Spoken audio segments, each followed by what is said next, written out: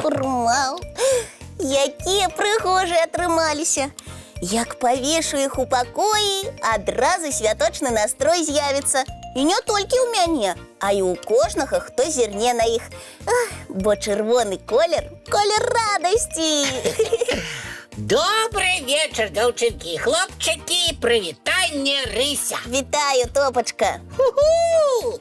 А ты ўсё варожыш, шамаціш паперай і не надакучыла табе. Ой, што ты! Я так захапілася, што нават не заўважыла, як вечар надышоў. Ну-ну. А як табе мой ліхтарык? Падабаецца? Нормальны ліхтар. Толькі навошта было столькі часу з ім поркацца? Лепш бы весела пагулялі. Ой, не, гуляць будзем пасля. А то і не паспею до Новага году падрыхтавацца. До Новага году? Рыся, ты ў сваім розуме. Мы яго ўжо сустрэлі. То быў наш беларускі, а наперадзе яшчэ кітайскі Новы год. Кітайскі? Ага, менш чым 2 тыдні засталося. А ты нічога не пераблытала? Не. А чаму кітайцы Новы год сустракаюць у лютым, а не разам з намі 1 студзеня? Таму што па традыцыі ў Кітаі Новы год пачынаецца ў першы дзень месяцовага календара. У гэтым годзе ён прыпадае на 17 лютага. Што ж ты мне раней не сказала? А ты не цікавіўся? Хутчэй.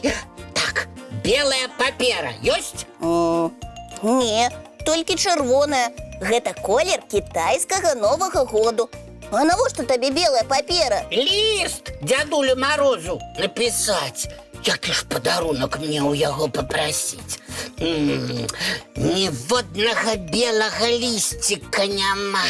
Ну, пашукай, калі ласка. Супакойся, Топа. Не на чырвонай же паперы мне пісаць. На ёй літары не разгледзець стары. Не трэба нічога пісаць, Топа, паслухай. Не трэба. Сама даўно ўжо напісала, напэўна. А Топа, няхай без падарунка сядзіць. Так, перадай хоць чырвоны ліст. Ты дасі мне сказаць? Ну што? Ліст не паспее дайсці. Вон дзе Кітай. Паслухай, у Кітаі на Новы год усё не так, як у нас. Там дзеці не пішуць лісты, не заказваюць падарункі. Чаму? Новы год у Кітаі – гэта свята вясны, свята абуджэння прыроды пасля працяглай зімы. Ну і ну. Пакоі, будынкі і вуліцы па ўсёй краіне упрыгожваюць чырвонымі папяровымі ліхтарыкамі і чырвонымі стужкамі з залацістымі іерогліфамі з пажаданнямі шчасця, здароўя і дабрабыту. Чырвоны колер – жыцця, а залаты – багацця. Добра, усё гэта прыгожа. Але дзецям што з таго? Дзядуля Мароз з падарункамі не завітае, святочнай ёлкі няма. У Кітаі замест ёлкі мандарынавае дрэва, яго і упрыгожваюць. Шчыра кажучы, я расчараваны. Што за Новы год? Без падарункаў. Чаму без падарункаў? У Кітаі на Новы год дзеці атрымліваюць чырвоныя канверты. Чырвоныя канверты! Ай, вось радасць! Ты не разумееш, Рмаў! Ой! Добрый вечер, сябры! О, Цімыч, вітаем! Ліхтарыкі? Да кітайскага Новага году рыхтуецеся? Топ у ім расчараваўся. Нейкае шуканства атрымліваецца, Цімыч. Замест падарункаў, Червоні конверти. Ніякого шуканства, Топочка. У червоні конверти у Китаї прийнято класти гроші, на які діти після купляють подарунки, ласунки, цацки і все, що пожадають. Ага. Гэта іншая справа. Ты ж не дал мне сказать, Топа. Червоные конверты детям дорать батьки, бабули, дядули, старейшие браты и сестры. О, шмат атрымліваецца. Падабаецца. Больш табе скажу, Топачка. У Китаі Новы год святкуюць ажно 2 тыдні. Дарослыя на гэты час бяруць адпачынак, а ў дзяцей канікулы. Малайцы, а как зручна. Уяви себе, 2 тыдні потехи и веселости. Ой. Гучных фейерверков, костюмированных шоу, походов у гости до свояков, подорожу цікавые мясціны. Шикарно, гулять. Новы год у Китаі вельмі шумнае свята. Усюды выбухае шмат петард, фейерверкаў, гараць ліхтары. А ведаеце, чаму? Ну, чаму?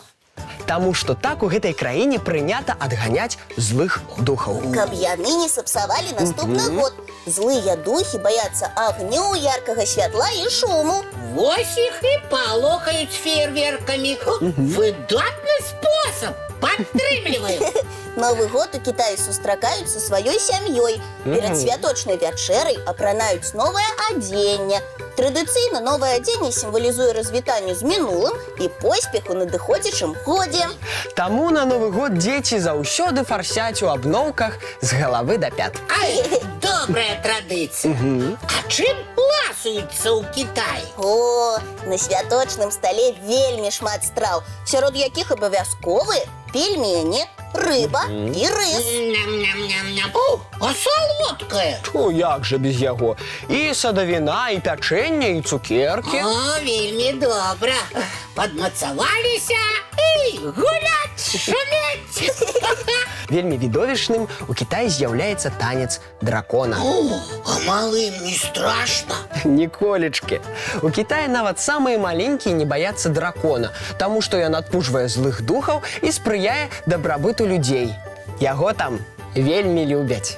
І загадзя рыхтуюцца да танца дракона на Новы год. Выконваюць яго ў асноўным мужчыны. Яны на доўгіх палках нясуць вялізнага цмока, зробленага з паперы і шоўку. Унутры дракона разнакаляровыя лямпачкі, якія ў цемры свецяцца, і дракон нібы ажывае. Я ўражаны. Атрымліваецца, кітайскі Новы год – выдатнае свята. Чырвоныя ліхтарыкі, канверты ў падарунак, пельмені, фейерверкі, дракон. І галоўны вялікі плюс – аж 2 тыдні працягваецца свята. Цікавая традыцыя, правда? А давайте падтрымаем. Я дапамагу падрыхтавацца, склею папяровага дракона. Ну ты замахнуўся, Топа. А што? Дракона дык дракона. Толькі ўжо заўтра, бо зараз... Час глядзець мульцік. Ой. А зараз час да адпачынку рыхтавацца. Мыем тварыкі, чысцім зубкі і ў ложачках сустракаем чароўныя сны. Добранач, дзяўчынкі і хлопчыкі. Цікавых вам прыгод у снах.